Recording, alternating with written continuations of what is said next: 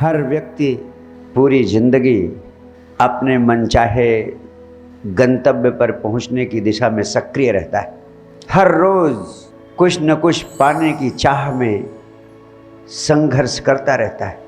और बड़ी हैरानी की बात है कि इस पृथ्वी पर अधिकांश लोगों का जीवन संघर्ष करते करते ही व्यतीत हो जाता है और जीवन में जीने का समय ही नहीं मिलता है उन्हें। इतना अनमोल, इतना अद्भुत जीवन आपको मिला और उस जीवन को जिए बिना ही आपका जीवन बीत गया।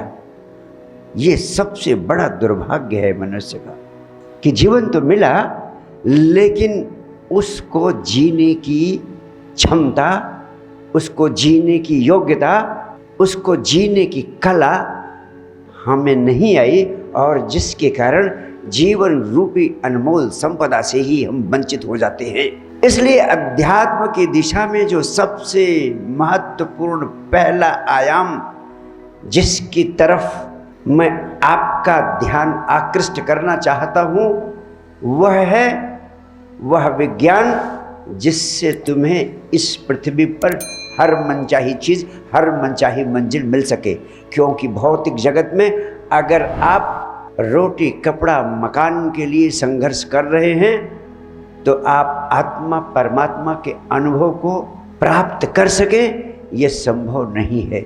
उसके लिए मिनिमम रिक्वायरमेंट, न्यूनतम आवश्यकता है कि आप खुशी खुशी जीना और भौतिक तल पर रोटी, कपड़ा, मकान जैसी सुविधाओं से अच्छी तरह आपूरित हो। अन्यथा आत्मा परमात्मा की गहराइयों में उसके आनंद को और परम आनंद को उपलब्ध कर पाना संभव नहीं है। जो छोटी छोटी चीज़ें जिंदगी की प्राप्त करने की कला में सफल नहीं हो सकता, वो जिंदगी में बड़ी बड़ी चीज़ों को और फिर जिंदगी की सबसे बड़ी चीज़ यानी परमात्मा यानी परम आनंद को कैसे प्राप्त कर सकता है। अगर तुम 1 किलोमीटर की दौड़ ही नहीं दौड़ सकते हो तो हजारों लाखों किलोमीटर की दौड़ में तुम कैसे सफलता प्राप्त कर सकते हो। भौतिक तल पर रोटी, कपड़ा, मकान और सुख समृद्धि की ऊंचाइयों पर पहुंचना ये सबसे छोटी दौड़ है जिंदगी की। जो इस दौड़ में नहीं सक्षम हो सकता वो परमात्मा और परम आनंद की ऊंचाइयों को प्राप्त करने में कैसे सफल हो सकेगा। इसलिए मैंने आपको एक बहुत ही शक्तिशाली क्रिया दी है, सिद्ध कामना क्रिया।